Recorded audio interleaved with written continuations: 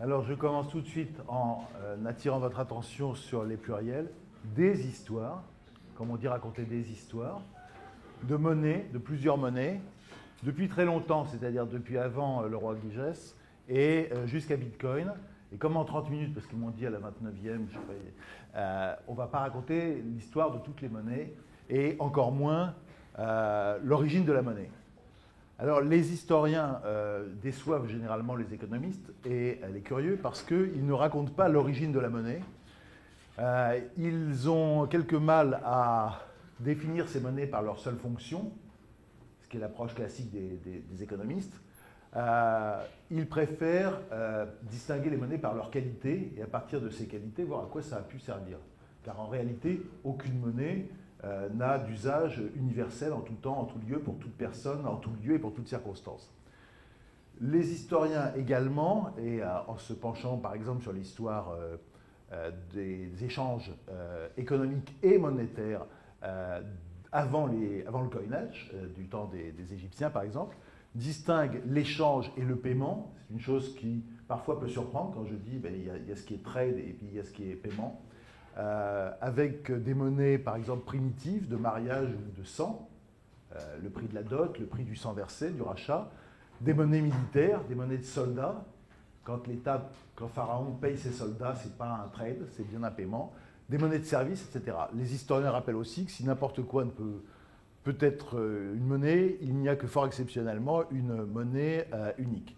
Et comme je le dis, et vous lirez le contraire partout, la plupart des historiens font intervenir l'État dans la naissance de la monnaie, mais curieusement pas dans sa garantie, comme l'État se présente en disant « moi je garantis la monnaie ». Non, l'État est bien, l'État sous forme de roi, de pharaon, est bien là à l'origine, mais en général plus pour truquer que pour garantir. Les historiens dérangent un peu ceux qui croient l'avoir trouvé, l'origine, parce que quelle que soit la théorie, on trouve toujours un exemple historique pour le contrarier. Et par exemple, en ce qui concerne l'ancienne Égypte, de l'ancien Nouvel Empire, soit des siècles, et même en fait des millénaires avant la Lydie et Aristote, on voit que les Égyptiens ont bien des unités de compte, que ces unités de compte sont extrêmement sophistiquées. Elles jouent sur 3 métaux, classiquement l'or, l'argent et le cuivre. Elles jouent sur leurs évolutions, sur leurs connexions, et elles jouent avec les autres empires. Certes, il n'y a pas de petites rondelles de ces métaux, mais les unités de compte sont bien des châtilles d'or, des châtilles d'argent, etc. Les analyses de ces écritures égyptiennes montrent aussi la sophistication et la souplesse d'une économie dans laquelle sont échangés, négociés, sans coinage, mais avec des pratiques monétaires, des formes de droits immatériels. Souvent, on va vous décrire l'apparition de la monnaie dans le village primitif qui n'a jamais existé, au moment où on échange un demi-mammouth contre des haches, etc. Beaucoup de choses qui se négocient peuvent être des droits immatériels, des rentes, des usufruits, des prêts en banque, des créances, et ça a pu jouer un rôle bien avant l'apparition des petites rondelles de métal. Alors les historiens, à la grande déception des économistes, ne racontent pas davantage une histoire de la monnaie qui serait linéaire, mais qu'on peut essayer de faire en quelques secondes. Aristote définit les 3 fonctions. Adam Smith dit qu'effectivement c'est dans un village un village primitif, qu'on est passé du troc à la monnaie. Malheureusement, les vilains rois, et Philippe le Bel, que Dante place pour cela aux enfers, ont truqué cette monnaie. Pire encore, les hommes de paille des rois de France, ici l'affreux John Law, ont fini par faire de la monnaie avec du papier. C'était une catastrophe, mais pourtant c'était une bonne idée, les Chinois l'avaient fait. Et puis Keynes a dit que finalement on pouvait en faire autant qu'on voulait, que même c'était bien si on en fabriquait encore plus. Tant et si bien qu'à la fin, on n'a pas pu maintenir le rapport avec l'heure. Donc le vilain Nixon, le 15 août 1971, a dit qu'il n'y aurait pas plus d'or et que c'était fini. Ça a été une grande catastrophe, mais Satoshi Nakamoto est apparu et a réinventé la monnaie. Voilà, je crois que j'ai fait le job.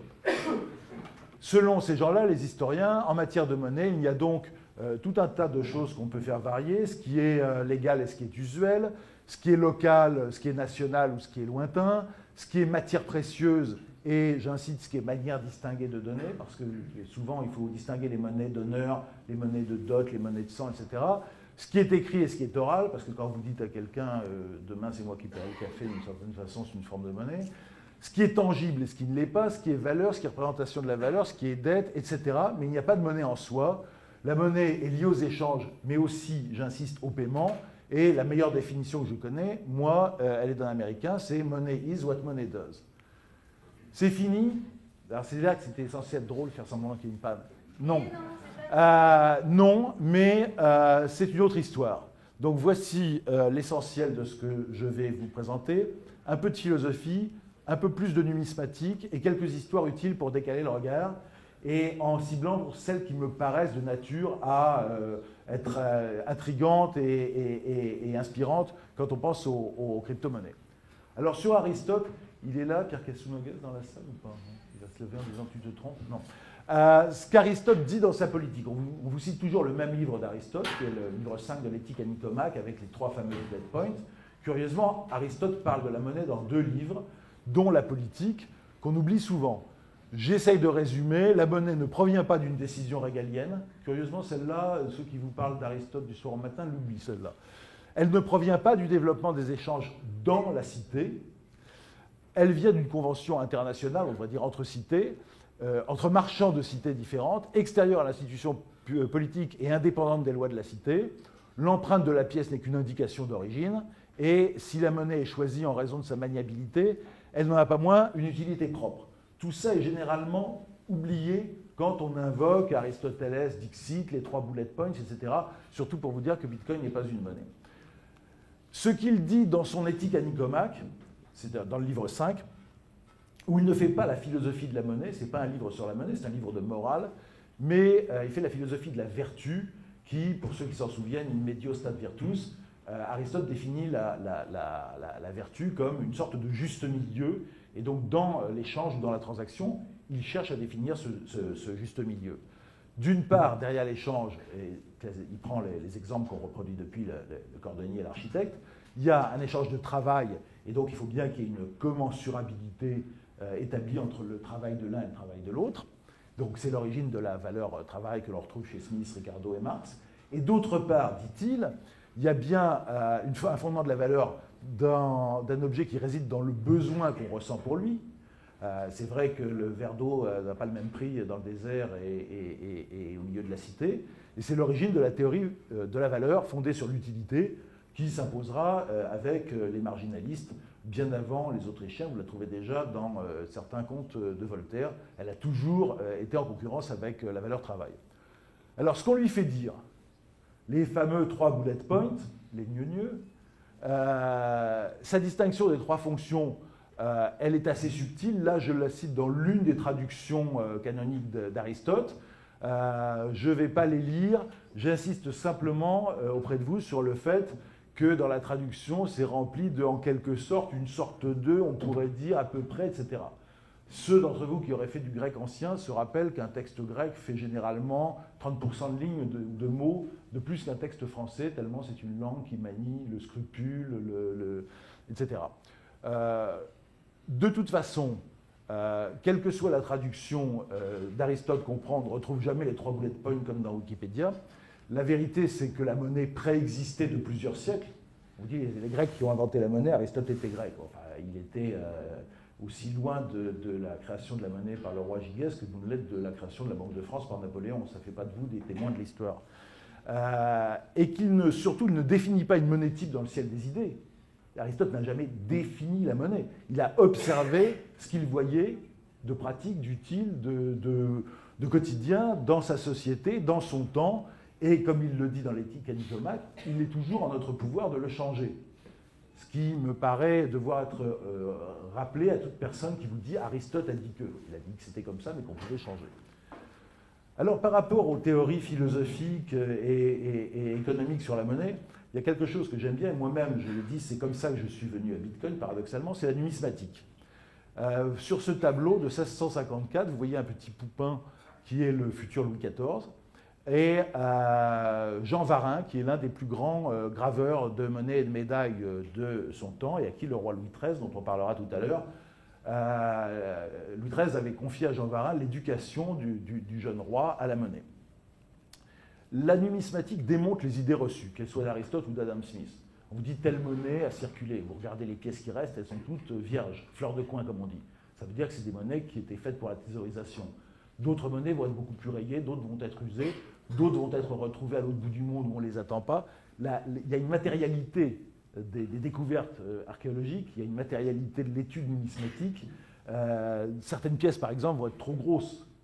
Personne de sérieux ne pense que les gens pouvaient avoir cette pièce-là pour aller au marché. Il y a toujours un retour à la vérité dans l'étude des pièces. La numismatique montre aussi que la concurrence des monnaies, on va le voir tout à l'heure, ne se résume pas à la fameuse loi de Gresham, comme quoi la mauvaise monnaie chasserait la bonne, et rappelle que la monnaie est affaire de symboles autant que de valeurs. Alors, la fameuse naissance de la monnaie vers 687 avec Gigès, qu'est-ce qui s'est passé réellement ?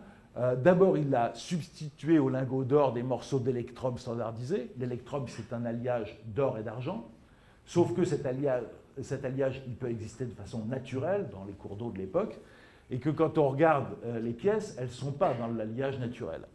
Alors évidemment, les pièces ont un poids, un standard, etc. Elles sont standardisées. C'est quand même une désacralisation partielle de l'or. On vous dit, à la base de la monnaie, il y a la confiance dans la valeur de l'or. Les premières pièces de monnaie, elles ne sont pas vraiment en or. L'alliage n'est pas naturel, et vous ne serez pas surpris de découvrir que dans l'alliage des monnaies, il y a plus d'argent et moins d'or que dans l'alliage naturel qu'on trouvait dans les ruisseaux. Ces pièces permettaient de se dégager de ses obligations régulières vis-à-vis des dieux, et elles ont, d'après tous les témoins, encouragé les commerces proches des temples, dont celui des prostituées, et l'ensemble de commerces de détail qui ont été accélérés par ces pièces. Le solidus. Il est intéressant de noter que cet ancêtre éponyme, puisque, comme je le rappelle, sous, soldé, soldat, tout ça, ça vient du mot solidus, est une création destinée à restaurer la confiance. Constantin, qui restaure un peu l'Empire romain après l'une de ses énièmes crises, dévalue la monnaie d'or en créant une nouvelle monnaie, frappée à raison de 72 pièces par livre au lieu de 60 avant, et l'ayant affaibli, il lui donne classiquement, comme quoi vous voyez la politique, ça ne s'invente pas, le nom de solidus, c'est-à-dire solide, en disant celle-là, elle ne bougera plus. Et il a réussi puisqu'il maintient la stabilité et les met en grande quantité. Pourquoi ? Eh bien tout simplement parce que lui, il a des stocks d'or.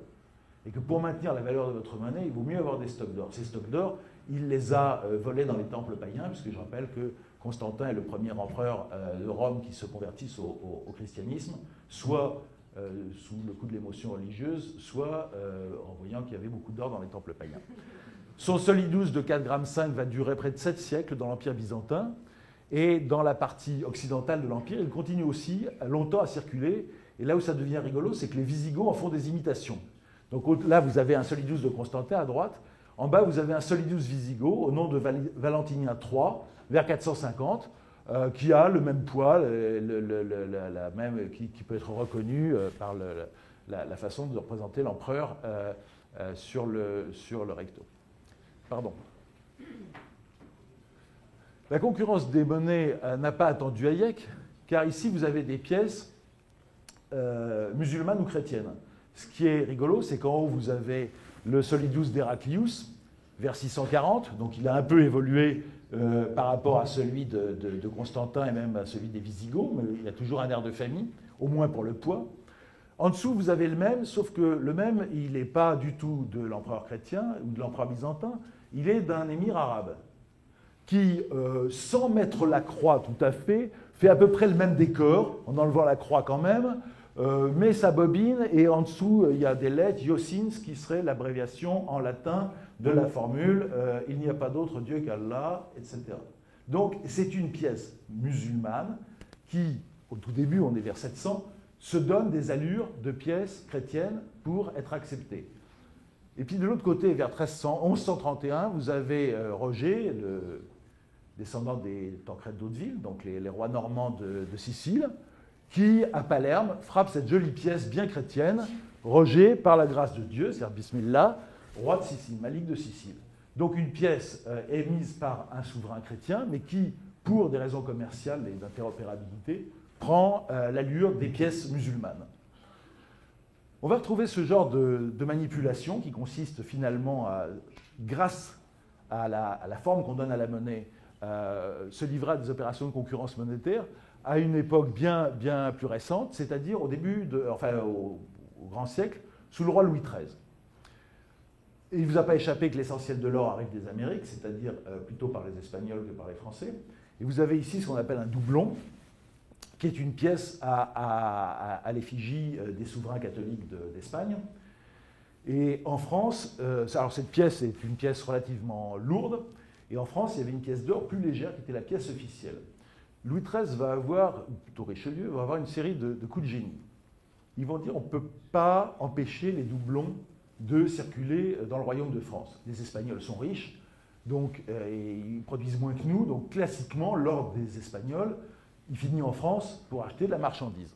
C'est quand même blessant quand on est roi de France de voir tous ces sujets traités en monnaie espagnole, d'autant que la monnaie espagnole est d'un poids supérieur, elle est plus belle, etc. Donc, pour ne pas heurter ces fonctionnaires et ces monnayeurs, il dit on va faire une expérience. Souvenez-vous que les expériences, elles durent toujours éternellement. Pour être agréable à mes sujets, pour vous rendre service, pour votre sécurité, vous pouvez amener les pièces espagnoles à mes monnaies, à mes moulins, et là, gratuitement, et le pire c'est que c'est gratuit, elles vous seront échangées contre des pièces de même taille et de même poids, gravées à l'effigie de votre souverain légitime. Et donc progressivement, tous les doublons espagnols, à partir de 1640, sont fondus et sont transformés dans cette monnaie, qu'on va appeler le louis, qui aura un prestige international immense, parce que aussi, elle est plus belle, parce qu'elle n'est pas frappée au marteau, mais frappée au balancier, le fameux balancier d'Augsbourg, qui était apparu et qui permet de faire des monnaies beaucoup plus régulières, beaucoup plus rondes, avec une inscription sur la tranche qu'on ne peut pas rogner. Donc vous avez une espèce de triple coup de génie. S'accaparer la monnaie de l'autre, ne pas la concurrencer, la fondre et en faire la même, au même poids, de telle façon qu'un Français considère qu'un doublon ou un louis, c'est la même chose. La faire d'une qualité technique supérieure, car toute l'Europe a dit « Ah bah oui, ça c'est vraiment, ça c'est de la vraie monnaie, et on ne peut pas la regarder celle-là, elle a dû être rognée 20 fois. Elle est impeccable, et en plus, Varin, qu'on a vu tout à l'heure, a dessiné l'un des plus beaux profils de roi qu'on ait jamais vu sur une médaille. Et les autres, alors j'ai parlé de pièces d'or parce que je pense, c'est pas un hasard si Bitcoin est toujours représenté comme une pièce d'or, je pense que c'est du côté des pièces d'or qu'on a le plus d'enseignements du passé qui puissent nous intéresser concernant Bitcoin. Et les autres monnaies, alors les pierres tout ce qu'on trouve dans la littérature, les pierres de Yap, les coquillages, les barres, les lingots, les monnaies locales, les monnaies de siège, tout ça j'en parle sur mon blog, que Cyril a eu la gentillesse de vous citer. Je vais prendre que 2 exemples pour dire qu'il faut faire attention avec les comparaisons historiques hasardeuses. La première, les pierres de Yap. Alors les pierres de Yap, tous ceux qui ont fait un peu de Bitcoin, qui ont lu, etc., connaissent cette histoire. C'est dans une île de Micronésie, des pierres énormes, pour certaines lourdes, pour d'autres très lourdes et pour d'autres beaucoup trop lourdes. Donc, elles ont une valeur précieuse et elles ont une valeur monétaire, mais on les pose sur les chemins. Certaines ont jusqu'à 6 tonnes. Lors des transactions, elles changent de propriétaire. C'est-à-dire qu'elle n'appartient plus à la famille de Jacques, elle appartient à la famille de Cyril. C'est dans un registre oral, ce qui veut dire de façon pompeuse que tout le village est au courant. Ça a une valeur précieuse parce que le matériau utilisé n'est pas disponible sur l'île de Yap, mais sur l'île de Palau, à 400 km de là. Donc on peut être raisonnablement certain que personne va tout d'un coup se mettre à en fabriquer comme à la planche à billets. Et la valeur des pierres, c'est la chose qui est peut-être intéressante par rapport à Bitcoin, est déterminée par leur taille, mais aussi par leur beauté et même par leur histoire. C'est-à-dire qu'il y en a qui sont plus ou moins... Et donc, cette histoire de pierre de Yap, vous la retrouvez dans beaucoup de réflexions sur Bitcoin, dans les monnaies qui, quelque part, auraient pu ressembler à Bitcoin. Je pense que c'est un roman. Ceux qui peuvent choper le QR code verront à quoi ressemble une véritable étude historique. La pierre de Yap, comme la tulipe, ça ne sert à rien, nous, bitcoiners, de rigoler, comme je l'ai fait d'ailleurs en créant un prix tulipe, de cette histoire de tulipe qui aurait été une spéculation en 1637 montrant l'imbécilité des foules et à quel point il faudrait faire confiance aux banquiers plutôt qu'aux plaisantins. La pierre de Yap n'est pas moins un roman que la tulipe. La plupart de ce qu'on lit sur la pierre de Yap ne vient pas d'ouvrages savants d'ethnologie, mais du roman Sa Majesté O'Keeffe, et même du film où il est porté à l'écran par Burt Lancaster en 1954. Pourtant, la comparaison avec Bitcoin a été faite par plusieurs auteurs et elle a été assez brutalement popularisée par Saifedean Ammous.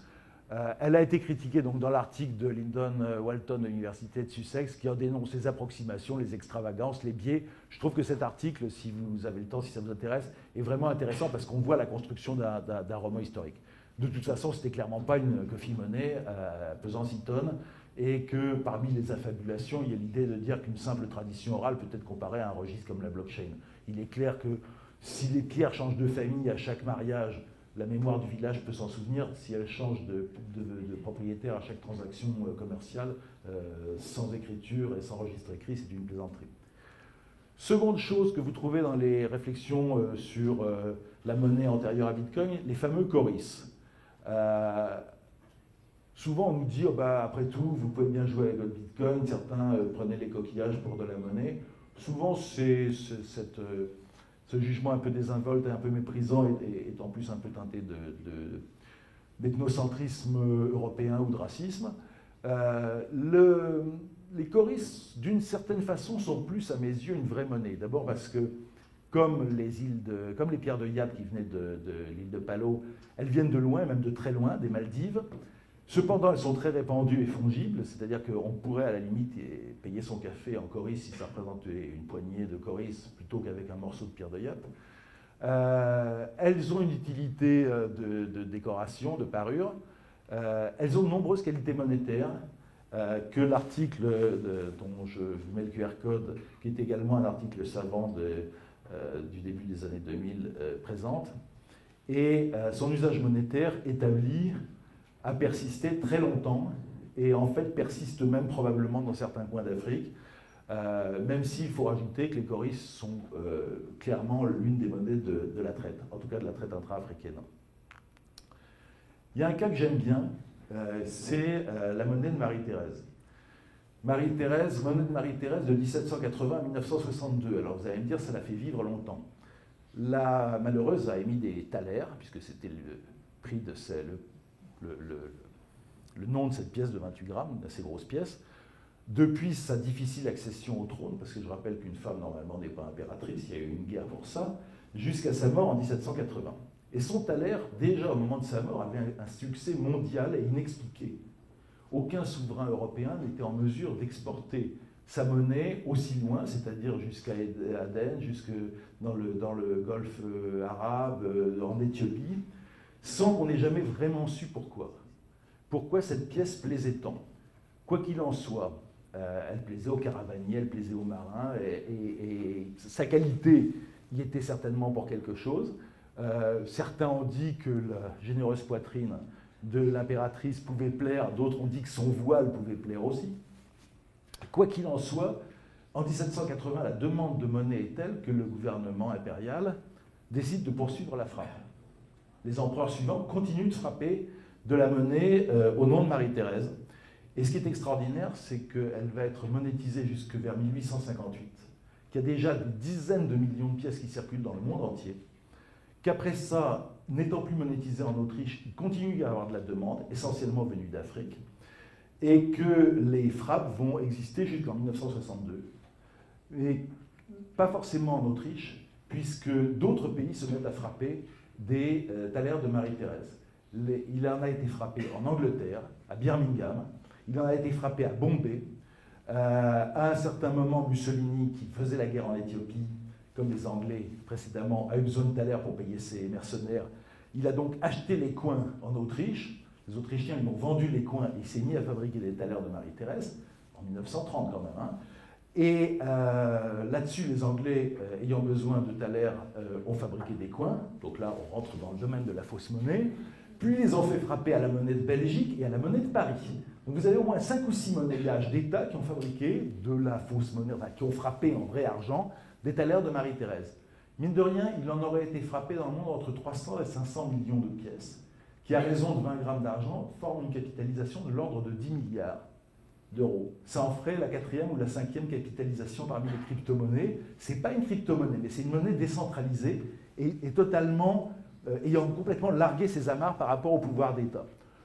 Son mot, thaler, sera aussi évidemment à l'origine du dollar, même si dans la pratique, ce qu'on appelle le dollar espagnol, pour tous ceux qui ont vu les aventures de pirates, c'est plutôt la pièce de 8 réaux espagnols qui était ajustée par la taille et par le poids avec le thaler de Marie-Thérèse. Je le mets simplement parce que vous avez toute une symbolique extrêmement intéressante, et les deux phylactères qui disent plus ultra, aller au-delà des colonnes, c'est-à-dire aller au-delà de Gibraltar, s'enroulent autour des colonnes et sont l'ancêtre du signe $. Voilà. Vous voulez qu'on parle quand même un petit peu des billets de banque, parce que vous allez me dire, on n'en a pas vraiment parlé. Juste pour rappeler, petite fable, que la première banque à avoir émis des billets de banque serait la banque de Stockholm, créée par Johan Palmstruck, qui met des certificats de dépôt sans intérêt contre le dépôt des barres de cuivre. La Suède est l'un des premiers producteurs de cuivre, donc plus que d'autres pays, elle avait ce problème du côté peu maniable des espèces métalliques. Donc on dépose son cuivre par barre de plusieurs kilos, on obtient des bouts de papier. La guerre ruine le pays, le cuivre est dévalué par rapport à l'argent. Palmstruck demande en 1661 l'autorisation d'émettre des billets de crédit convertibles en lingots de cuivre, c'est-à-dire qu'il n'y a déjà plus vraiment autant de lingots de cuivre qu'il le faudrait. Ce sont les premiers vrais billets de banque en Europe. La banque de Palmstruck fait faillite, il est condamné à mort, il ne fait que de la prison, on prend les mêmes et on recommence. Donc le premier gouverneur de banque centrale d'Europe a été condamné à mort pour faillite crapuleuse. Voilà, on a parlé des billets de banque. Quelques mots. La relique barbare. On parlait d'Hayek tout à l'heure. Le détachement de la monnaie par rapport à l'or, on vous dit oui, en fait, c'était une monnaie, c'était une relique barbare. D'où vient l'expression? Elle vient effectivement de Keynes, qui en fait une première mention dans le Tract on Monetary Reform en 1923. Mais à ce moment-là, c'est plutôt le système de l'étalon or, c'est-à-dire l'idée de dire qu'on va accrocher la monnaie à l'or par un mécanisme fiduciaire qu'il traite de relique barbare. Comme la formule a eu du succès, quelques 20 ans plus tard, devant la Chambre des Lords, il fait l'aristocrate anglais distingué en disant « je crois que c'est moi qui ai inventé », enfin il en reparle, mais cette fois-ci plutôt en parlant de l'or que de l'étalon or. Ce qui m'amuse, c'est que ça amène à une réflexion sur les reliques. Et en fait, les reliques, je rappelle que c'est le tout premier objet précieux dont la valeur intrinsèque est dépendue de leur authenticité. Jusque vers le XVIIe ou XVIIIe siècle, personne ne se soucie de savoir si une œuvre d'art est vraie ou pas. Certaines copies sont jugées tellement bien faites qu'elles valent aussi cher que l'original. Ça n'est que progressivement la marchandisation de l'art qui va amener cette chose qui nous paraît aujourd'hui évidente, qui est qu'un faux titien ne peut pas valoir le même prix qu'un vrai titien. Au XVIIe siècle, on estimait qu'une fausse statue romaine en plâtre, copiée sur le marbre, si elle était plus blanche, plus propre et qu'elle n'avait pas les orteils cassés, valait aussi cher que le marbre. Notre regard a changé. Les premiers objets, dès le Moyen-Âge, dont on est dit il est vrai ou il est faux, et où on a eu besoin d'une tradition, de dire il est vrai parce que je le tiens de lui, qui le tient de lui, etc., ce sont les reliques. Il y a un ancêtre de Bitcoin dont on parle beaucoup moins quand on écoute les théoriciens actuels. On ne peut pas échapper à Hayek et à Friedman qui auraient inventé le Bitcoin, vite fait, bien fait, alors que l'un comme l'autre en parle finalement assez... Enfin, la phrase qu'on sollicite est assez limitée.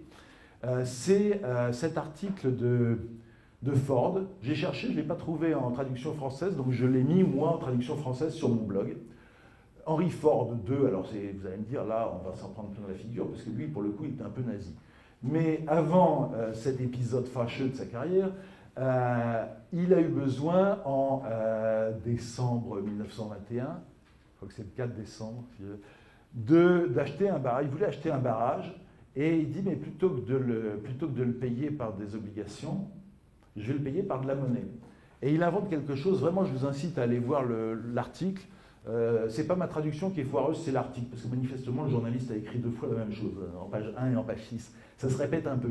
Mais il y a vraiment l'idée de libeller cette monnaie avec un étalon en unité d'énergie. On va prendre l'unité d'énergie qui, au prix d'eux, vaudrait à peu près $1 aujourd'hui. Mais on paiera avec cette unité d'énergie. Accessoirement, il voulait ruiner les marchands d'argent. Alors oui, il était un peu antisémite, et oui, les marchands d'argent à l'époque étaient un peu juifs. Mais ça ne retire rien à l'idée d'une monnaie énergie fondée sur un travail mécanique et une production d'électricité. Voilà, je ne sais pas si j'ai tenu les 30 minutes. Bitcoin, monnaie sans État ou signe régalien du cyberespace par lui-même. C'est une idée que j'aime beaucoup. C'est qu'on vous dit Bitcoin ne peut pas être une monnaie parce que seul un État peut émettre une monnaie. oui, peut-être, mais puisqu'il émet bien une monnaie, c'est qu'il est un État. En tout cas, c'est qu'il est l'émergence d'une forme de pouvoir régalien dans le cyberespace. Monnaie sans banque, sans signe tangible, sans métal, sans papier, sans contrepartie. Il renverse toutes les idées sur la monnaie. Il instaure une nouvelle forme de confiance et une nouvelle forme de transaction. À cet égard, il ne peut avoir qu'un rapport extrêmement distant avec les monnaies qui existent et qui circulent en pratique depuis 2 siècles. C'est pour ça, comme je vous l'ai dit, que souvent il est plus intéressant d'aller voir ce qui s'est passé avec les pièces d'or que ce qui se passe avec les billets de banque ou les monnaies électroniques. Il reste quand même un problème. Ces jetons sont-ils fongibles? Comment prouver? Comment cacher? Et là, je pense que c'est à David de répondre.